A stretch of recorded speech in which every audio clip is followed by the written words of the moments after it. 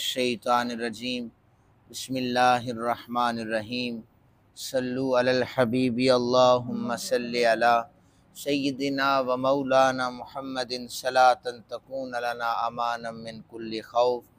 بسم اللہ الرحمن الرحیم ان اللہ لا یظلم مثقال ذرہ وَإِن تَكُ حَسَنَةً يُضَاعِفْهَا وَيُؤْتِ مِن لَّدُنْهُ أَجْرًا عَظِيمًا فَكَيْفَ إِذَا جِئْنَا مِن كُلِّ أُمَّةٍ بِشَهِيدٍ وَجِئْنَا بِكَ عَلَىٰ هَٰؤُلَاءِ شَهِيدًا يَوْمَئِذٍ يَوَدُّ الَّذِينَ كَفَرُوا وَعَصَوُا الرَّسُولَ لَوْ تُسَوَّىٰ بِهِمُ الْأَرْضُ وَلَا يَكْتُمُونَ اللَّهَ حَدِيثًا۔ صدق اللہ العظیم۔ ترجمہ سماعت فرمائیں۔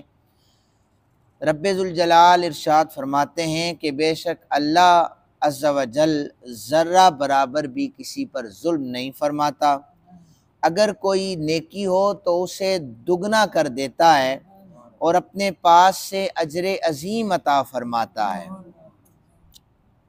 تو اس وقت کیسا سما ہوگا جب ہم ہر امت سے ایک گواہ لائیں گے، اور اے رسول مکرم صلی اللہ علیہ وآلہ وسلم ہم آپ کو پھر ان سب پر گواہ لائیں گے جن لوگوں نے کفر کیا، رسول کی نافرمانی کی۔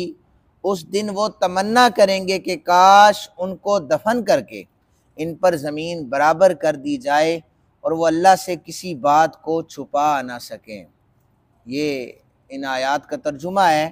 کل بھی عرض کی تھی کہ رب ذوالجلال کی بارگاہ وہ انسان کو بے حد و بے حساب عطا فرماتی ہے۔ جب کوئی مستحق ہوتا ہے جو اس نے احکامات بتائیں، ان کی احکامات کو پورا ادا کرتا ہے، تو ایسی صورت میں اللہ تعالیٰ اسے 700 گنا سے بھی زیادہ اجر اور ثواب عطا فرما دیتا ہے۔ اور بے شک اللہ ذرہ برابر بھی ظلم نہیں فرماتا۔ کافروں پر ظلم ہوگا، انہیں عذاب ہوگا، گناہ گاروں کو بھی عذاب ہوگا۔ اب ایک بندہ سوچتا ہے کہ یہ تو ظلم ہے، تو اللہ تعالیٰ فرما رہا ہے ظلم نہیں کرتا میں، اور دوسری طرف انہیں عذاب دیا جائے تو ظلم ہے۔ لیکن اس کا معنی قرآن حکیم نے جواب دیا ہے کہ چونکہ اللہ تعالیٰ انہیں اسی کا رزلٹ عطا فرمائے گا جو وہ کرتے رہے، لہٰذا ظلم وہ ہوتا ہے کہ انہیں ایکسٹرا کسی چیز کا عذاب ہو کہ یہ کافر ایسے عذاب دے دو، ایسا نہیں ہوگا۔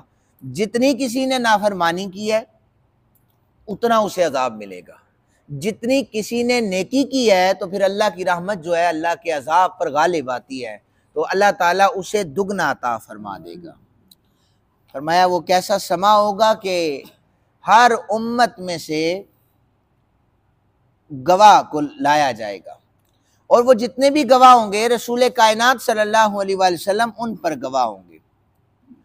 اور یاد رکھیں جتنے بھی لوگوں کو جزا اور سزا ہوگی نا پچھلی امت میں، پچھلی جو امت میں گزرے انہیں جتنی بھی جزا اور سزا ہوگی ہمارے رسول کائنات صلی اللہ علیہ وآلہ وسلم کی گواہی کے بعد ہوگی، ہمارے حضور کے گواہی کے بعد ہوگی۔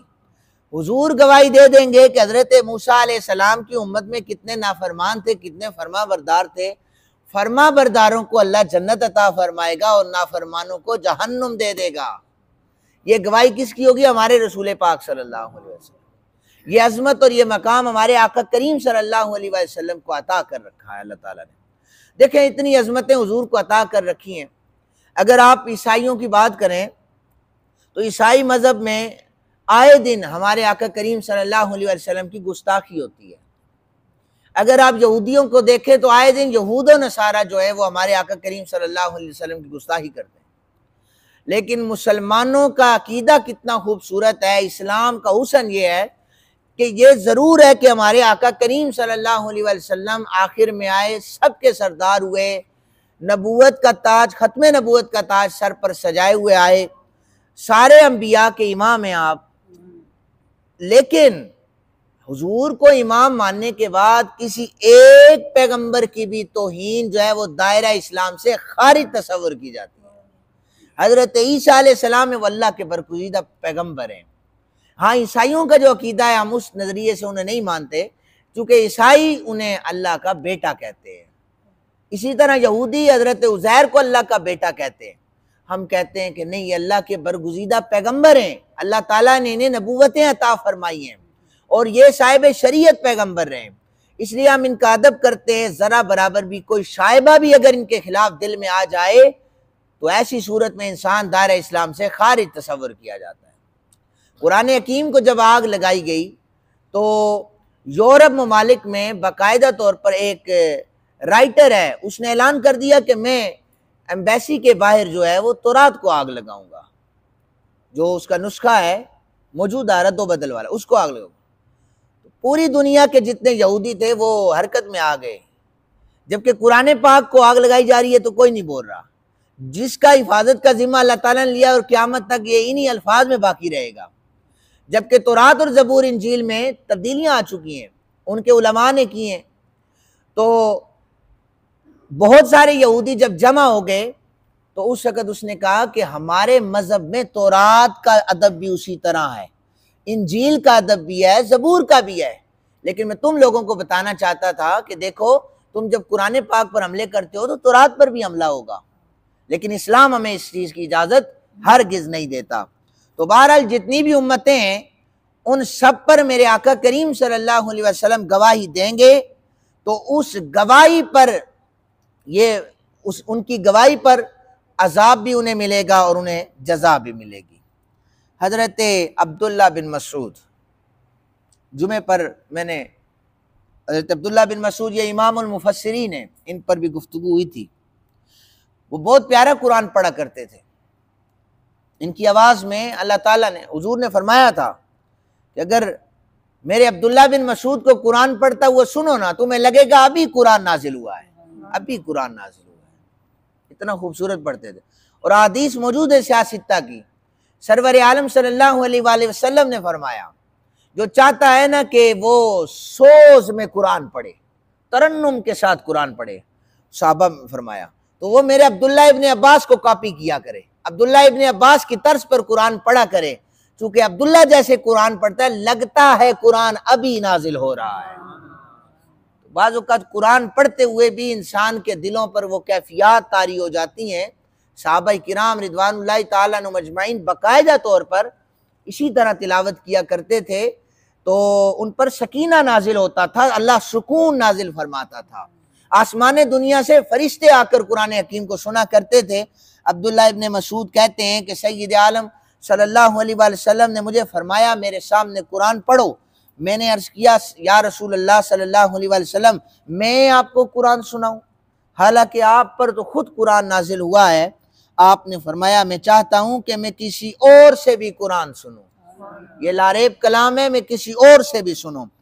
جناب عبداللہ ابن مسعود کہتے ہیں میں نے سورہ نساء پڑھی، جب میں ایک آیت میں نے پڑھی، آیت نمبر 41، وہ میں نے پڑھ کے نا تو ہلکا سا مجھے یوں لگا کہ کسی نے آ کر مجھے جھٹکا دیا ہے، تو میں نے سر اٹھا کے دیکھا تو سرور کائنات صلی اللہ علیہ وسلم کی آنکھوں سے آنسو جاری تھے، آپ رو رہے تھے۔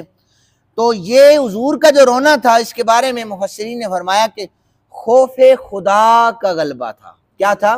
خوف خدا تھا، کیونکہ اس سے پہلے یہ اس آیت میں آیا ہے کہ ذرہ برابر بھی اللہ ظلم نہیں کرے گا، تو اس بات پر آقا کریم صلی اللہ علیہ وسلم رو رہے تھے۔